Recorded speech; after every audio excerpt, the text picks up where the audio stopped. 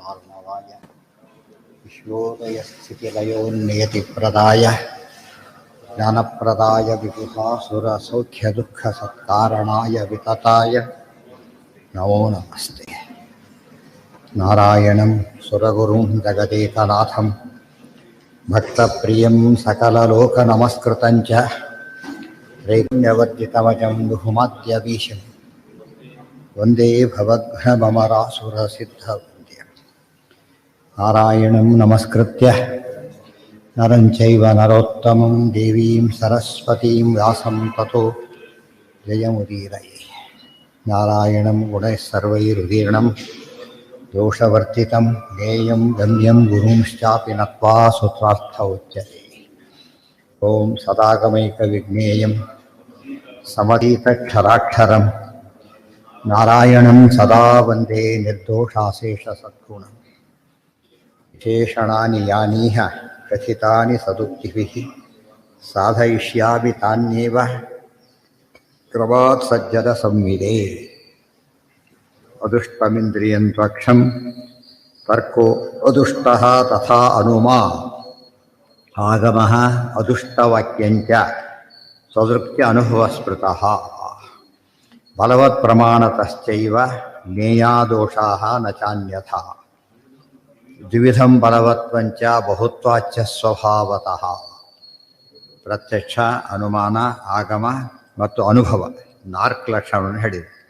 ಅದರಲ್ಲಿ ಸ್ವದೃಕ್ ಅಂದರೆ ಸಾಕ್ಷಿ ಅಂತ. ಸಾಕ್ಷಿ ಸ್ವದೃಕ್, ಸಾಕ್ಷಿ ಅನುಭವ. ಬಲವತ್ ಪ್ರಮಾಣತಶ್ಚ ಏವ ಜ್ಞೇಯಾಃ ದೋಷಾಃ ನ ಚ ಅನ್ಯಥಾ. ಪ್ರಾಮಾಣ್ಯಂ ಸ್ವತಃ ಆದ್ದರಿಂದ ದೋಷ ಇದೆ ಅಂತ ಹೇಳೋದಾದರೆ ಅದು ಪ್ರಮಾಣ ಕೊಟ್ಟು ಹೇಳಬೇಕೆ ಹೊರತು ದೋಷ ಪ್ರಮಾಣ ಕೊಡದೆ ದೋಷಗಳನ್ನು ಹೇಳಬಾರದು. ದ್ವಿವಿಧಂ ಬಲವತ್ ಹೌದು ಹೌದು ಇತಿ ವರ್ಮತರ್ಕೆ ಕೊಟ್ಬಿಟ್ಟು ಕೊನೆಗೆ ಹಾಕಿದಾರಲ್ಲ, ಹಾಕಿದ್ದಾರೆ ಇವಾಗ ಇತಿ ಬ್ರಹ್ಮತರ್ಕೆ ಅಂತ ಹೇಳಿದರು. ಇದೆ ದ್ವಿವಿಧಂ ಬಲವತ್ವಂಚ ಬಹುತ್ವಾಚ್ಯ ಪ್ರಮಾಣ ವಿರೋಧ ಬರಬೇಕು. ಪ್ರಮಾಣ ವಿರೋಧ ಹೇಗೆ ಬರಬೇಕು ಅಂದರೆ ಬಲವತ್ತವರು ಪ್ರಮಾಣ ಆಗಬೇಕು. ಸಮಬಲ ಪ್ರಮಾಣ ಬಂದರೆ ಸಂಶಯ ಬರ್ತದೆ ಅಷ್ಟೇ. ದುರ್ಬಲ ಪ್ರಮಾಣ ವಿರೋಧ ಮಾಡೋದೇ ಇಲ್ಲ. ಪ್ರಬಲ ಪ್ರಮಾಣ ಆಗಬೇಕು. ಪ್ರಬಲತ್ವ ಎರಡು ವಿಧ. ಒಂದು ಬಹುತ್ವಾಚ್ಯ ಸ್ವಭಾವತಃ, ಹೆಚ್ಚು ಪ್ರಮಾಣಗಳಿದ್ದರೂ ಅದನ್ನು ಬಲವತ್ತು ಅಂತ ಕರೀತಾರೆ. ಜೊತೆಗೆ ಇನ್ನೇನಿರಬಹುದು ಸ್ವಭಾವತಃ, ಸಾಕ್ಷಿ ಸ್ವಭಾವತಃ ಅಲ್ಟಿಮೇಟ್, ಗೊತ್ತಾಯ್ತಾ. ಮತ್ತು ಪ್ರತ್ಯಕ್ಷ ಯೋಗ್ಯ ವಿಚಾರದ ಬಗ್ಗೆ, ಅತೀಂದ್ರಿಯದ ಬಗ್ಗೆ ಆಗಮ, ಈ ರೀತಿ ಇರೋದ್ರಿಂದ ಸ್ವಭಾವತಃ ಅಂದ್ರೆ ಹಾಗೆ. ತಯೋ ಸ್ವಭಾವೋ ಬಲವಾನ್, ಇವೆಲ್ಲರಲ್ಲೂ ಕೂಡ ಮತ್ತೆ ಬಹುಪ್ರಮಾಣ ವಿರೋಧ ಮತ್ತು ಸ್ವಭಾವತಃ ಇರ್ತಕ್ಕಂಥ ಪ್ರಬಲ ಇರ್ತಕ್ಕಂಥ ಪ್ರಾಣ ವಿರೋಧ ಬಂದಾಗ ಅದರಲ್ಲಿ ಯಾವ್ದು ದೊಡ್ಡದು ಅಂದರೆ ಸ್ವಾಭಾವಿಕವಾದೇ ದೊಡ್ಡದು. ತಯೋ ಇಬ್ಬರಿದ್ದಾರೆ, ಅವನು ವರ ಇದೆ, ಒಬ್ಬನು ನ್ಯಾಚುರಲ್ಲೇ ಮಾಡ್ತಾನೆ. ಯಾರಿಗೆ ಇಟ್ಟಾಗ ನ್ಯಾಚುರಲ್ ಮಾಡಿದ್ರೆ ಶ್ರೇಷ್ಠ. ಅದರಿಂದ ಸ್ವಭಾವತಃ ಬಲವತ್ತಾದ ಪ್ರಮಾಣ ವಿರೋಧ ಬಂದಾಗ ಅದು ಅಪ್ರಮಾಣ ಅಂತ. ಪ್ರಮಾಣ ಇದ್ದಾಗ ಅದು ಅತ್ಯಂತ ಪ್ರಮಾಣ, ಇದು ಅರ್ಥ. ಹೌದು. ಹಾಂ ಯಾವುದು ಯಾವುದಕ್ಕೆ ವೇದಕ್ಕೆ ಸಪೋರ್ಟ್ ಯಾಕೆ ಬೇಕು? ದೋಷಗಳು ಬಂದಿದೆಯಲ್ಲ, ಹೇಳಿದ್ರಲ್ಲ, ದೋಷ ಬಂದು ತೆಗೆಲಕ್ಕೋಸ್ಕರ ಅಷ್ಟೇ ಹೊರತು ಸೃಷ್ಟಿ ಮಾಡ್ಲಿಕ್ಕಲ್ಲ. ಯಾರು ದೋಷ ಇಲ್ಲ ಅದರೊಳಗೆ, ದೋಷ ಇದೆ ಅಂತ ಸಂಖ್ಯೆ ಮಾಡಿದ್ರೆ ಉತ್ತರ ಇದು. ಅವನು ಒಳ್ಳೆಯವನೇ, ಯಾರೋ ದೋಷ ಹೇಳಿದ್ರೆ ದೋಷ ಅಲ್ಲ ಅಂತ ಪ್ರೂವ್ ಮಾಡಿದ ಅಷ್ಟೇ ಹೊರತು ಅವ್ರು ಒಳ್ಳೆತನ ಪ್ರೂವ್ ಮಾಡಿದ್ದು ಬರಲಿಲ್ಲ, ಮೊದಲಿಂದ ಇದ್ದೇ ಇದೆ. ಪ್ರತ್ಯಕ್ಷ, ಸಾಕ್ಷಿ ಪ್ರತ್ಯಕ್ಷ ಪ್ರಧಾನ. ಏನದು? ಹಾಂ ಹಾಂ ಹಾಂ ಹಾಂ ಹಾಂ ತಯೋ ಸ್ವಭಾವೋ ಬಲವಾನ್ ಉಪಜೀವ್ಯಾದಿಕಶ್ಚ ಸಹ ಯಾಥಾರ್ಥ್ಯಮೇವ ಪ್ರಾಮಾಣ್ಯಂ ತನ್ಮುಖ್ಯಂ ಜ್ಞಾನಶಬ್ದಯೋ. ಈಗ ಪ್ರಮಾಣದ ರಕ್ಷಣಾ ಅಂದರೂ ಒಂದೇ, ಪ್ರಾಮಾಣ್ಯದ ರಕ್ಷಣಾ ಅಂದರೂ ಒಂದೇ. ಪ್ರಮಾಣಂ ಏನಂತ ಹೇಳಿದರೆ ಪ್ರಮಾಣಮಗೆ ಅಲ್ಲಿ ಯಥಾರ್ಥಂ ಪ್ರಮಾಣಂ ಅಂತ ಹೇಳಿದರು. ಇಲ್ಲಿ ಯಾಥಾರ್ಥ್ಯಂ ಪ್ರಾಮಾಣ್ಯ ಸರಿ ಎಲ್ಲ ಒಂದೇ. ಪ್ರಮಾಣಸ್ಯ ಭಾವ ಪ್ರಾಮಾಣ್ಯಂ, ಯಥಾರ್ಥಸ್ಯ ಭಾವ ಯಾಥಾರ್ಥ್ಯಂ. ಯಾಥಾರ್ಥ್ಯಮೇವ ಪ್ರಾಮಾಣ್ಯಂ ತನ್ಮುಖ್ಯಂ ಜ್ಞಾನಶಬ್ದಯೋ. ಜ್ಞಾನ ಮತ್ತು ಶಬ್ದ ಎರಡಕ್ಕೂ ಕೂಡ ಯಾವುದು ಮುಖ್ಯ ಅಂದರೆ ಯಥಾರ್ಥವೇ ಮುಖ್ಯ. ಯಥಾರ್ಥ ಇಲ್ಲದೆ ಹೋದರೆ ಯಾರೇ ಹೇಳಿದರೂ ಅದಕ್ಕೆ ಬೆಲೆ ಇಲ್ಲ. ಯಥಾರ್ಥ ಇದ್ದರೆ ಯಾರೇ ಹೇಳಿದರೂ ಬೆಲೆ ಇದೆ. ಬಾಲಾದಪಿ ಶುಕಾದಪಿ. ಆದ್ದರಿಂದ ಯಾವಾಗಲೂ ಕೂಡ ಯಾವುದನ್ನು ಗಮನಿಸಬೇಕು, ವಿಷಯ ಯಥಾರ್ಥ ಹೌದೋ ಅಲ್ಲೋ. ಸಬ್ಜೆಕ್ಟಿವ್ ವಿಚಾರ ಮಾಡಬಾರ್ದು, ಆಬ್ಜೆಕ್ಟಿವ್ ವಿಚಾರ ಮಾಡಬೇಕು. ಸಬ್ಜೆಕ್ಟಿವ್ ವಿಚಾರ ಮಾಡೋದ್ರಿಂದಲೇ ವಿಷಯಗಳೆಲ್ಲ ದಾರಿ ತಪ್ಪಿ ಹೋಗುತ್ತೆ. ಯಥಾರ್ಥಮೇವ ಪ್ರಾಮಾಣ್ಯಂ ತನ್ಮುಖ್ಯಂ ಜ್ಞಾನಶಬ್ದಯೋ ಜ್ಞಾನಂಚ ವಿವಿಧಂ ಬಾಹ್ಯಂ ತಥಾ ಅನುಭವ ರೂಪಕಂ. ಜ್ಞಾನ ಎರಡು ವಿಧ. ಒಂದು ಒಳಗೆ ಜ್ಞಾನ, ಹೊರಗಿನ ಜ್ಞಾನ ಅಂತಿದೆ. ಒಳಗಿನ ಜ್ಞಾನ, ಹೊರಗಿನ ಜ್ಞಾನ. ಹೊರಗಿನ ಜ್ಞಾನ ಏನಂತ ಕರೀತಾರೆ? ವೃತ್ತಿಜ್ಞಾನ. ವೃತ್ತಿಜ್ಞಾನ ಅಂದ್ರೆ ವೃತ್ತಿಜ್ಞಾನ, ವೃತ್ತಿಜ್ಞಾನ. ಇನ್ನೊಂದು ಸ್ವರೂಪದ ಜ್ಞಾನ. ಆದ್ದರಿಂದ ಅದಕ್ಕೆ ಹೇಳ್ತಾರೆ ಅನುಭವಾತ್ಮಕ. ಜ್ಞಾನಂತೆ ವಿವಿಧಂ ಬಾಹ್ಯ. ಹೌದು, ನಾಶ ಇದೆ. ಯಾಕೆ ವೃತ್ತಿಜ್ಞಾನ ಅನ್ನೋದೇನದು? ಬೆಂಡೆ ನೋಡಿದ ಬಂತು ಹೋಯಿತು. ಆಮೇಲೆ ಮರವು ಬರ್ಬೋದು, ಅದಕ್ಕೆ ಮರವು ಬರ್ಬೋದು, ನಾಶ ಆಗುತ್ತೆ. ವೃತ್ತಿನೇ ನಾಶ ಆದಾಗ ಬೇರೆಯವರ ಚಾನ್ಸ್ ಇಲ್ಲೇ ಇಲ್ಲ. ಮನೆಯೇ ಹೋಯ್ತು ಅಂದ್ರೆ ರೂಮ್ ಕೂಡ ಹೋಗಿ ಕೊಟ್ಟರೆ ಅಂತ ಕೇಳಿದ್ರೆ ಆಗ ಇಲ್ಲ, ಹೋಯ್ತು ಅದು. ಲಿಂಗದೇಹ ಅಂತ ಹೇಳಿದ್ರೆ ಏನು? ಪ್ರಾಕೃತ ದೇಹ ಇರೋವರೆಗೂ, ಪ್ರಾಕೃತ ಇಂದ್ರಿಯ ಇರೋವರೆಗೂ ವೃತ್ತಿಜ್ಞಾನ ಇರುತ್ತೆ. ಪ್ರಾಕೃತ ಇಂದ್ರಿಯ ಇರೋವರೆಗೂ ಕೂಡ. ಗೊತ್ತಾಯ್ತಾ? ಸ್ವರೂಪೇಂದ್ರಿಯಗಳೇ ವೃತ್ತಿಜ್ಞಾನ ಅಂತ ಕರಿಬಾರ್ದು. ಗೊತ್ತಾಯ್ತು? ಸ್ವರೂಪದಲ್ಲೇ ಕಣ್ಣು, ಕಿವಿ, ಕಾಲು ಎಲ್ಲ ಇದೆ ಜೀವನಿಗೆ. ಅದು ಸ್ವರೂಪದ್ದು. ಮನಸ್ಸು ಇದೆ, ಸ್ವರೂಪದ ಮನಸ್ಸು ಬೇರೆ, ಸೂಕ್ಷ್ಮ ಮನಸ್ಸು. ಇದು ಬಾಹ್ಯ ಮನಸ್ಸಿದೆ. ಕಣ್ಣು ಬೇರೆ, ಸ್ಪೆಕ್ಸ್ ಬೇರೆ ಅಂತೀವಲ್ಲ, ಹಾಗೆ. ಗೊತ್ತಾಯ್ತಾ? ಎಷ್ಟು ಕ್ಲೋಸ್ ಆಗಿ ನಮಗೂ ಕಣ್ಣಿಗೆ ವ್ಯತ್ಯಾಸ ಇದೆ. ತೆಗೆದು ಹಾಕಿ ತೋರ್ಸೋಕೆ ಬರುತ್ತೆ ನಮಗೆ. ಕಾಂಟ್ಯಾಕ್ಟ್ ಲೆನ್ಸ್ ಹಾಕ್ತಾರೆ, ಸುಲಭ ಅಲ್ಲ. ಅದನ್ನೇ ಇಂಪ್ಲಾಂಟ್ ಮಾಡಿಬಿಟ್ರೆ ತೆಗಲಿಕ್ಕೆ ಬರೋದು. ಆ ಥರ ಆಗಿರೋದು ಈಗ ನಮ್ಮ ಲಿಂಗದೇಹ ಹೇಗೆ ಬಂಧನ ಮಾಡಿದೆ ಅಂತ ಕೇಳಿದರೆ, ರುಜುಗಳಿಗೆ ಹೇಗಿರುತ್ತೆ, ಈ ತೆಗಲಿಬಾರ್ದು, ಈಗ ಹಾಕ್ಕೋಬೋದು. ನಮಗೆ ಹಾಗಿಲ್ಲ. ಆದ್ದರಿಂದ ಏನಾಗಿದೆ, ಅದು ಒಳ ಸಿಕ್ಕಾಕೋಗ್ಬಿಟ್ಟು ಒಳಗೆ ಸೂಕ್ಷ್ಮವಾಗಿ ತೆಗಿಬೇಕಾದ್ರೆ. ಹೊರಗಿನ ವಸ್ತು ತೆಗೆಯೋದು ಸುಲಭ, ಒಳಗಿನ ತೆಗೆದು ಭಾರಿ ಆಪರೇಟ್ ಮಾಡಬೇಕು. ಆಪರೇಷನ್ ಅಂತ, ಇದಕ್ಕೆ ಆಪರೇಟ್ ಅಂತ ಕರೆಯೋದಿಲ್ಲ. ಆದ್ದರಿಂದಲೇ ಲಿಂಗದೇಹ ಮಧ್ಯೆ ಆಪರೇಟ್ ಮಾಡಿ ತೆಗಿಬೇಕಾದ. ಆಪರೇಟ್ ಮಾಡ್ಬೇಕಾದ್ರೆ ಡಾಕ್ಟ್ರ್ ಆಗಿರ್ಬೇಕು. ಯಾರ್ಯಾರು ಮಾಡಿದ್ರೆ ಮರ್ಡರ್ ಆಗುತ್ತೆ, ಆಪ್ರೇಷನ್ ಆಗುತ್ತೆ, ಮರ್ಡರ್ ಆಗಿಬಿಡುತ್ತೆ. ಆದ್ದರಿಂದ ಅವ್ರು ಮಾಡಬೇಕು. ಅದರಲ್ಲೂ ನಂಬರ್ 1 ಅಂದರೆ ವಾಯುದೇವರು, ಅವರಿಂದನೇ ಆಗಬೇಕು. ಅಲ್ಲ, ಬಾಹ್ಯ ಜ್ಞಾನ ಎಲ್ಲ ಮನೋವೃತ್ತಿ. ವೃತ್ತಿಗೆ ಮನೋವೃತ್ತಿ ಅಂತ ಹೆಸರು, ಮನೋವೃತ್ತಿ ಜ್ಞಾನ. ಈ ಇಂದ್ರಿಯ ಜ್ಞಾನ ಕೂಡ ಮನಸ್ಸಿನಿಂದನೇ ಬರೋದ್ರಿಂದ ಇದಕ್ಕೆ ಲಿಂಕ್ ಆಗುತ್ತೆ. ಬಟ್ ಪ್ರಧಾನ ಮನಸ್ಸಾದ್ರಿಂದ ಮೈಕ್ರೋಸ್ಕೋಪ್ ಜ್ಞಾನ, ಟೆಲಿಸ್ಕೋಪಿಂದ ಜ್ಞಾನ, ಬರೀ ಕಣ್ಣಿಂದ ಜ್ಞಾನ, ಎಷ್ಟು ವ್ಯತ್ಯಾಸ ಇದೆ. ಅದಿದ್ದರೆ ಇದಿಲ್ವೋದ್ರಿಲ್ಲ. ಟೆಲಿಸ್ಕೋಪ್ ತೆಗೆದ್ರೆ ಜ್ಞಾನ ಹೋಯಿತು. ಈಗ ನೋಡ್ಲಿಕ್ಕೆ ಬರಲ್ಲ, ಅದನ್ನೀಗ ನೋಡಿ ನೆನಪಿರ್ಬೋದು, ಈಗ ನೋಡ್ಲಿಕ್ಕೆ ಬರೋದಿಲ್ಲ. ಮೈಕ್ರೋಸ್ಕೋಪ್ ಹಾಕ್ಕೊಂಡು ನೋಡಿದ, ತೆಗೆದು ಕಾಣಿಸ್ಲಿಲ್ಲ. ಅದು ವೃತ್ತಿಜ್ಞಾನ. ಸ್ವರೂಪ ಹೋಗೋದಿಲ್ಲ, ಅದರಿಂದ ಯಾವಾಗಲೂ ಸ್ವರೂಪ ಜ್ಞಾನ ನಿತ್ಯ. ಇದೆಲ್ಲ ಏನದು? ಅನಿತ್ಯ. ಗೊತ್ತಾಯ್ತಾ? ಸ್ಮೃತಿಯಾಗಿ ಉಳ್ಕೋಬಹುದೇ ಹೊರತು ಆಗಿಲ್ಲ. ಮತ್ತೆ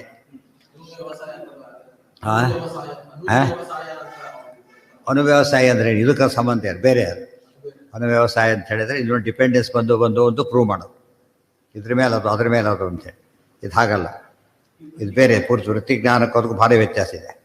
ಹೊರಗಿಂದ ಬಂದು ಎಲ್ಲರಿಗೂ ವೃತ್ತಿಜ್ಞಾನ, ಎಲ್ರಿಗೂ ಅನುವ್ಯವಸಾಯ ಬರೋದಿಲ್ಲ. ಬುದ್ಧಿವಂತ ಅಂತ ಹೇಳ್ತೀವಲ್ಲ ಹಾಗೆ. ಮನಸ್ಸು ಎಲ್ರಿಗಿದೆ, ಬುದ್ಧಿ ಎಲ್ರಿಗೂ ಇರಬೇಕು ಅಂತಿಲ್ಲ. ಹಾಂ, ಯಾವುದಕ್ಕೆ? ಸಂಸ್ಕಾರ ಅಷ್ಟೇ. ಇದು ಸಂಸ್ಕಾರ. ವೃತ್ತಿಜ್ಞಾನದಿಂದ ಬಂದ ಸಂಸ್ಕಾರ ಅಷ್ಟೆ.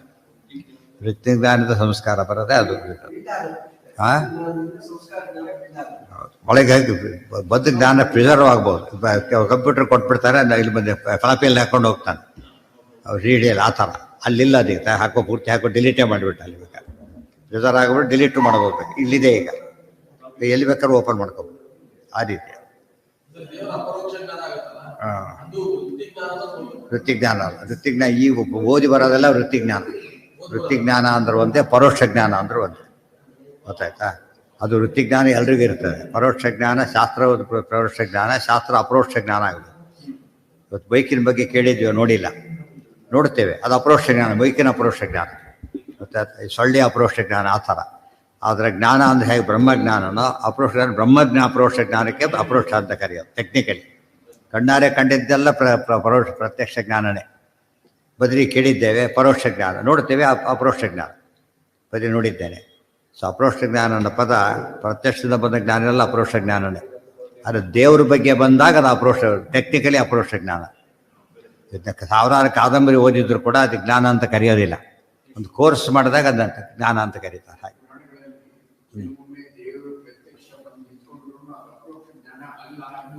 ಹೌದೌದು. ಅಪರೋಕ್ಷ ಜ್ಞಾನ ಎಲ್ಲಿಂದ ಬರಬೇಕದು? ಬಿಂಬರೂಪಿನೇ ಆಗಬೇಕು, ಇಲ್ದವರ ಇಲ್ಲ. ಮತ್ತು ಬಾಹ್ಯಜ್ಞಾನ ಸ್ವರೂಪದಲ್ಲೇ ಕಾಣಬೇಕು. ಮತ್ತು ಬಿಂಬರೂಪಿ ಸ್ವರೂಪದಲ್ಲೇ ಕಾಣಬೇಕು.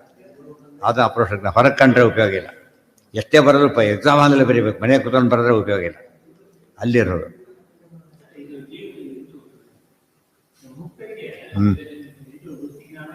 ಇರೋದು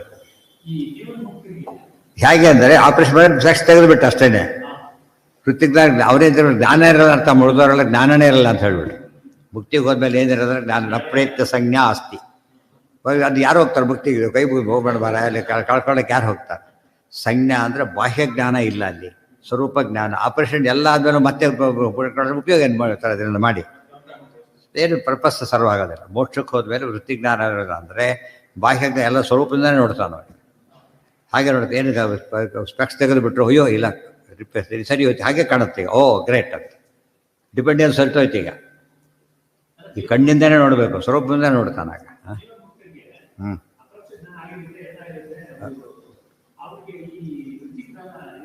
ಇದ್ದೇ ಇರುತ್ತೆ. ಅದು ಲಿಂಗದೇಹ ಇರೋವರೆಗೆ ಹೋಗೋದಿಲ್ಲ, ಅವರು ಇರುತ್ತೆ. ಹೇಳಿ ದಗ್ಧ ಪಟಾಯ ಬಾಣ ಅಂತೆಲ್ಲ ಹಾಗೆ ಎಸತ್ತೇನು ಗಂಟು ಬಿಚ್ಚಿ ಬಿಡ್ತಾನೆ. ಇನ್ನು ಸಾಕು ಅಂತ ಈಗ ಬಿಚ್ಕೊಂಡ್ಬಿಡ್ತಾನೆ. ಆಮೇಲೆ ಬಟ್ ಪೂರ್ತಿ ಬಿಚ್ಚೋರಿಗೆ ಪ್ರೋಸೆಸ್ ಇದೆ, ಅರ್ಥ ಆಯ್ತಿಲ್ಲ. ಗಂಟು ಬಿಚ್ಚಿ ಆಯ್ತು. ಈಗ ಕೆಲಸದ ಗಂಟು ಹೀಗೆ ಬಿಚ್ಚಿದಾರೆ, ಅಷ್ಟು ಪೂರ್ತಿ ಸಡ್ಲ ಮಾಡಿ ಕೊಡ್ತಾರೆ. ಇನ್ನ ಬಿಚ್ಕೊತೀನಿ ಅಂತ ಹೋಗ್ಬಿಡ್ತಾನೆ. ಮಕ್ಕಳು ನೋಡಿಬೇಕಾದ್ರೆ ಯಾವುದು ಟೈಟ್ ಬಿಚ್ಕೊಡೋದು, ಸ್ವಲ್ಪ ಕೊಡೋದು ಬಿಚ್ಕೊಡೋದು, ಅವ್ರು ಉಳಿದಕ್ಕೆ ಸಾವಿರ ಮಾಡ್ಕೊತಾರೆ. ಬಟ್ ಮುಗಿಯವರಿಗೆ ತೆಗೆದಿಲ್ಲ, ಅದಿನ್ನೂ ತೆಗಿಲಕ್ಕೆ ಬರುತ್ತೆ, ಇನ್ನೂ ತೆಗೆದಿಲ್ಲ. ಅದು ಆ ಸ್ಟೇಜ್, ಅದು ಜೀವನ್ಮುಕ್ತಿ ಜ್ಞಾನ. ಗಂಟು ಬಿಚ್ಚಿತು, ಇದು ಆರ್ಡ್ರ್ ಬಂತು, ಕೋರ್ಟಿನ ರಿಲೀಸ್ ಆರ್ಡ್ರ್ ಬಂತು, ಇಲ್ಲಿ ಫಾರ್ಮ್ಯಾಲಿಟಿ ಬೇಕಾದಷ್ಟಿದೆ. ಕಷ್ಟ ಬಿಟ್ಬಿಡೋದಿಲ್ಲ, ಅವನನ್ನು ಏನು ಮಾಡಬೇಕು? ಪ್ರೋಸೆಸ್ ಇದೆ ಅದಕ್ಕೆಲ್ಲ. ಆ ಪ್ರೋಸೆಸ್ ಕಂಪ್ಲೀಟ್ ಆಗೋದಕ್ಕೆ ಅಲ್ಲಿವರೆಗೂ ಅವನೇನು ಈಗ ಜೀವನ್ಮುಕ್ತ ಇದ್ದಾಗಿ ಅಲ್ಲಿ ಹೇಳ್ತಾವೆ. ಬಡಿ ಆಯ್ತು ಅದು ಫೋನ್ ಮಾಡಿಬಿಡ, ಅಲ್ಲಿ ಬಿಡುಗಡೆ ಆಗಿಬಿಟ್ಟಾರ ಅಂತ. ಇನ್ನು ಬಂದಿಲ್ಲ, ಅವನು ಹೊರಗೆ ಬಂದಿಲ್ಲ. ಹೇಳಿದ್ದಲ್ಲ, ಕೆಲವರಿಗೆ ಆ ಕ್ಷಣದಲ್ಲೇ ಹೋಗ್ಬೋದು. ಅದು ಪ್ರಾರಬ್ಧ ಕರ್ಮ ಇಲ್ಲದೆ ಹೋಗ್ಬಿಟ್ರೆ ಆ ಕ್ಷಣದಲ್ಲಿ ಹೋಗ್ಬೋದು. ಇದ್ದರೆ ಕೆಲವು ಡ್ಯೂಸ್ ಎಲ್ಲ ಫಿಲಪ್ ಮಾಡಬೇಕಾಗತ್ತೆ. ರಿಪೋರ್ಟ್ ಮಾಡಿ ರಿಲೀವ್ ಆಗಬೇಕಾದ್ರೆ ಆರ್ಡರ್, ಟ್ರಾನ್ಸ್ಫರ್ ಆರ್ಡರ್ ಬಂದಿದೆ, ರಿಲೀವ್ ಆಗಲಿಕ್ಕೆ ಇನ್ನೂ ಕೆಲವು ಡೋಟಿ ಸರ್ಟಿಫಿಕೇಟ್ ತೊಗೋಬೇಕು ಅವನು. ಇಲ್ಲವ್ರು ಇವೆಲ್ಲ ಪ್ರಾಬ್ಲಮ್ ಬರುತ್ತೆ. ಅಲ್ಲಿ ರಿಪೋರ್ಟ್ ತೊಗೊಳೋದಿಲ್ಲ, ಇದು ಸೆಟ್ಲ್ ಆಗಲ್ಲ. ಆ ರೀತಿ ಡ್ಯೂಸ್ ಎಲ್ಲ ಮುಗಿಸ್ಕೊಂಡ್ಬಿಡ್ಬೇಕು. ಆ ಡ್ಯೂನೇ ಪ್ರಾರಬ್ಧ ಅಂದರೆ ಡ್ಯೂ, ಅದು ಬಿಡೋದಿಲ್ಲ. ಅದು ₹1 ಇದ್ರೂ ಪ್ರಾರಬ್ಧನೇ. ಅವ್ರು ಕ್ಲಿಯರೆನ್ಸ್ ತೊಗೊಳ್ಳೋವರೆಗೂ ಅದಷ್ಟೇ. ಏನಾದ್ರು ಮಾಡಿ ಅದನ್ನು ರೈಟ್ ಆಫ್ ಆಗಬೇಕದು, ಇಲ್ಲದವ್ರು ಬಿಡೋದಿಲ್ಲ. ಕೊಡೋದಿಲ್ಲ. ಕೊಟ್ಟರೆ ಅವನ ಅಪರಾಧಿ ಆಗ್ತಾರೆ, ಕೊಟ್ಟವನ ಅಪರಾಧಿ ಆಗ್ತಾರೆ. ಯಾರಿಗೆ? ಬಟ್ ಹೋಗಿದ್ದೆ ಅಷ್ಟು ಕರ್ಮ ಸಂಚಿತ ಹೋಗ್ಲಿಕ್ಕೆ ಜ್ಞಾನ ಬಂದರೆ ಹೋಗೋದು. ಯಾವ್ದು ಪ್ರಬಲ ಆಯ್ತು? ಈಗ ಸಂಚಿತ ಇರೋದು ಎಷ್ಟಿದೆ? ರಾಶಿ ರಾಶಿ ಇದೆ. ಬಟ್ ದಪ್ಪ ಅಂತ ಬ್ಲಾಸ್ಟ್ ಆಗುತ್ತೆ. ಯಾವ್ದು ದೊಡ್ಡದಾಯ್ತು? ಈಗ ಎಷ್ಟಿದೆ? ಇಷ್ಟಿರುತ್ತೆ. ಎಷ್ಟೇ ಹೋದ್ರು ಕೂಡ ಇರೋದು ಎಷ್ಟದು? ನೆಗ್ಲಿಜ್. ಒಟ್ಟು ಕರ್ಮನೇ ಅನಂತ ಲೆಕ್ಕ ಆಗ್ಬಿಟ್ಟು ನೆಗ್ಲಿಜ್ ಇಲ್ಲ. ಅಷ್ಟು ಅನಂತ ಕರ್ಮದ ರಾಶಿಯಲ್ಲಿ ಇದು ಕೆಲವು ಜನ್ಮದಲ್ಲಿ ಮುಗಿದೋಗುತ್ತೆ. ಕೆಲವರಿಗೆ ಒಂದೇ ಜನ್ಮ ಆಗ್ಬೋದು, ಕೆಲವರಿಗೆ ಇಲ್ಲದೇನೂ ಇರ್ಬೋದು. ಸ್ವಲ್ಪ ಇದ್ದ ಅಲ್ಲೇ ಬೋದು, ಆ ಜನ್ಮದಲ್ಲೇ ಮುಗಿದೋಗ್ಬಿಡುತ್ತೆ. ಆದ್ದರಿಂದ ಅದಕ್ಕೆ ಸಂಬಂಧನೇ ಇಲ್ಲ. ನೀವು ಕೆಲಸ ಎಷ್ಟೇ ಮಾಡಿದರೂ ಕೂಡ ನೀವು ಇಲ್ಲಿ ಸಿಗೋದಿಲ್ಲ. ಕೂಲಿ ಕೆಲಸ ಎಷ್ಟಾದರೂ ಮಾಡಿ ಜ್ಞಾನ ಇಲ್ದಾನೆ ಅವನು ಕೂಲಿನೇ ಹೊರತು ಬೇರೆ ಅಲ್ಲ. ಆಫೀಸರ್ ಆಗಲು ಸಾಧ್ಯನೇ ಇಲ್ಲ ಅವರು. ಗೊತ್ತಾಯ್ತಾ? ಅರ್ಥ ಆಯ್ತಾ? ಯಾವಾಗ ಅವನು ಜ್ಞಾನ ಬರುತ್ತೆ ಆಗ ಮುಂದಿನ ಪ್ರಶ್ನೆ ಬರುತ್ತೆ. ಅಪ್ರೋಷ್ಟ ಜ್ಞಾನ ಬರೋವರೆಗೆ ಜ್ಞಾನ ಅಂತ ಕರೆಯೋದು. ಯಾವ ಕರ್ಮಕ್ಕೂ ಬೆಲೆ ಇಲ್ಲ, ಮಿನಿಮಮ್ ಬೆಲೆ ಲೆಕ್ಕ ಇಲ್ಲ ಅದು. ಗೊತ್ತಾಯ್ತಾ? ಇನ್ಶೂರೆನ್ಸ್ ಮಾಡೋದ್ರಲ್ಲಿ ಬೆಳೆಗೆ ಯಾರು ಕೇಳಕ್ಕೆ ಹೋಗಲ್ಲ. ಯಾವ ಸೆಕ್ಯೂರಿಟಿನೂ ಇಲ್ಲ ಅದಕ್ಕೆ. ಏನು ಹೇಳಿದ್ನಲ್ಲ, ಕಾರು ಸ್ವಲ್ಪ ಪ್ರಾರಬ್ಧದಲ್ಲಿ ತಾರತಮ್ಯ ಇದೆ. ಕೆಲವು ಸ್ವಲ್ಪ ಅದೇ ಬ್ರಹ್ಮಸೂತ್ರ ಹೇಳ್ಬಿಟ್ಟಿದೆ, ಐಹಿಕಂ. ಪ್ರಾರಬ್ಧ ಇಲ್ಲದೆ ಹೋದ್ರೆ ಇದೇ ಜೀವನದಲ್ಲೇ ಮೋಕ್ಷ ಅವ್ರಿಗೆ. ಈಗಲೂ ಇದ್ದೇ ಇರುತ್ತೆ. ಎಷ್ಟೋ ಅಂಬದು ಡಿಪೆಂಡ್ ಆಗುತ್ತೆ, ಎಷ್ಟಿದೆ, ಯಾವ ಕ್ವಾಲಿಟಿ ಇದೆ. ಅದು ಹೇಳಿದ್ದೇನು, ಪ್ರಾರಬ್ಧ ಇದ್ದೇ ಇರುತ್ತೆ. ಅದೇ ಜನ್ಮದಲ್ಲಿ ಮುಗಿಯೋ ಪ್ರಾರಬ್ಧ ಇರ್ಬೋದು ಕೆಲವರಿಗೆ, ಅದೇ ಜನ್ಮದಲ್ಲಿ ಮುಗಿದೋಗುತ್ತೆ. ಅಪ್ರೋಷ್ಟ ಜ್ಞಾನ ಜನ್ಮದಲ್ಲೇ ಮುಗಿದೇ ಹೋಗ್ತದೆ. ಕೆಲವರಿಗೆ ಒಂದು ಜನ್ಮ ಹೇಳಿದ ನೋಡಿ, ಕೆಲವರಿಗೆ 100 ಜನ್ಮ ಇರ್ಬೋದು, ಕೆಲವರಿಗೆ ಜಿಂಕೆ ಜನ್ಮ ಅಂಥದ್ದು ಬರ್ಬೋದು. ಗೊತ್ತಾಯ್ತಾ? ಅವ್ರು ಪ್ರಾರಬ್ಧ ಅಂದ್ರೆ ಅವರವರೇ ಸೇರಿದ್ದು, ಜನರಲ್ ಅಂತಲ್ಲ. ಡ್ಯೂಸ್ ಅಂದರೆ ಅವನದು ಡ್ಯೂಸ್ ಅಷ್ಟೇ, ಉಳಿದವ್ರು ಎಲ್ಲರೂ ಡ್ಯೂಸ್ ಕಾಮನ್ ಅಲ್ಲ ಅದಕ್ಕೆ. ಕೆಲವರು ಪುಸ್ತಕನೇ ತೊಗೊಂಡು ಡ್ಯೂಸ್ ಪ್ರಶ್ನೆ ಬರೋದಿಲ್ಲ. ಅರ್ಥ ಆಯ್ತಾ?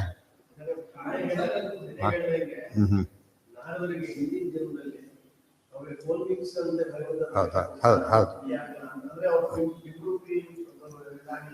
ಯಾರಿಗೆ? ಅವರ ದೇವತೆಗಳಿಗೆ ಹೀಗಲ್ಲ, ಅವ್ರ ನಿಯಮನೇ ಬೇರೆ. ಅಪ್ರೋಷ್ಟ ಅಂದ್ರೆ ಕೂಡ ದೇವತೆಗಳ ರೀತಿ ಬೇರೆ, ಪೂರ್ತಿ ಬೇರೆ ಅವರಿಗೆ. ಇವತ್ತು ಪಾಸು ನಮಗೆ ಹಾಗೆ, ಉಳಿದವ್ರಿಗೆ ಆಗಲ್ಲ. ಕೆಲವು ಬ್ಯಾಡ್ಜ್ ಹಾಕೋದು ಪಾಸ್ ಇರಬೇಕು, ಮತ್ತು ಹೊರಗೋರು ಮತ್ತೆ ಬಿಡಲ್ಲ ಕೆಲವನ್ನ. ಅಲ್ಲಿರೋವರೆಗೂ ಪಾಸ್ ಅಷ್ಟೇ. ಇವ್ನು ಯಾಕಾರ ಓಡಾಡೋದು ಆ ಥರ. ದೇವತೆಗಳ ಲೆಕ್ಕ ಬೇರೆ, ಹೊರಗೊಳಗೆ ಎರಡೂ ಕಾಣ್ತಾರೆ.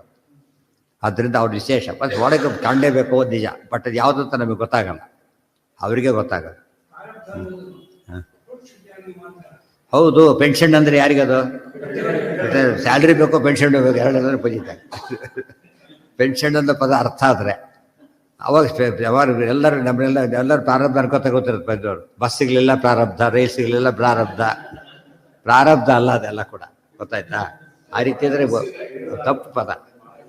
ಅದಕ್ಕೆ ಜ್ಞಾನಿಗಳು ಅಂತ ಅಸ್ಯೂಮ್ ಮಾಡ್ಕೊಂಡೆ ಲೆಕ್ಕ ಅದು. ಅಪರೋಕ್ಷ ಜ್ಞಾನಿಗಳು ಅದು ಕೂಡ ಬಸ್ ಮಿಸ್ ಮಾಡೋಷ್ಟು ಮಾತ್ರ ಪ್ರಾರಬ್ಧ ಉಳ್ಕೊಳ್ಳೋದು ತಪ್ಪದು. ಅದು ಹಿಂದಿನ ಕರ್ಮ, ಹಿಂದಿನ ಅರಿಯರ್ಸ್ ಬೇರೆ ಪೆನ್ಷನ್ ಬೇರೆ, ಗೊತ್ತಾಯ್ತಾ? ಸರ್ವಿಸಲ್ಲಿ ಇದ್ದಾಗಲೇ ಸ್ಕೇಲ್ ರಿವೈಸ್ ಆಗುತ್ತೆ, ಅರಿಯರ್ಸ್ ಬರುತ್ತೆ. ಅದು ಪ್ರಾರಬ್ಧ ಅಂತ ಕರಿಬಾರದು, ಅರಿಯರ್ಸ್ ಅಷ್ಟೇ, ಗೊತ್ತಾಯ್ತಾ? ರಿಟೈರ್ ಆದಮೇಲೆ ಅದು ಪೆನ್ಷನ್, ಅರ್ಥ ಆಯ್ತಾ? ತುಂಬ ಜನಕ್ಕೆ ಏನಂದ್ರೆ ಎಲ್ಲೋ ಕೇಳಿಬಿಟ್ಟಿರ್ತಾರೆ, ಅದು ಪದ ಗೊತ್ತಿರೋದೆಲ್ಲ ಗೊತ್ತಿರೋ ಆಗ್ತಾರೆ, ಹೇಳಿ ಉಳಿದವ್ರಿಗೆ ಹೇಳಿ ಅವರು ಹೇಳಿ ಬಿಟ್ಬಿಡ್ತಾರೆ.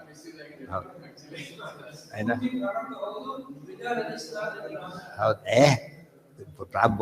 ಲಾಸ್ಟ್ ಜನ್ಮ ಮತ್ತೆ ಹುಟ್ಟೋದ್ರಲ್ಲಿ ಪ್ರಾರಬ್ಧ ಹೋಯ್ತು. ಪ್ರಾರಬ್ಧ ಬೇರೆ, ಲಿಂಗದೇಹ ಬೇರೆ.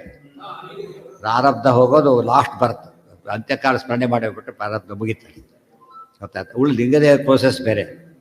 ಎಕ್ಸಾಮ್ ಪಾಸ್ ಆಗೋದು ಬೇರೆ, ಕಾನ್ವಿಕೇಶನ್ ಆಗೋದು ಬೇರೆ ಇದ್ದಾಗ. ಕಾನ್ವಿಕೇಶನ್ ಆಗದೆ ಹೋದ್ರೆ ಏನು ಪ್ರಾಬ್ಲಮ್ ಇಲ್ಲ.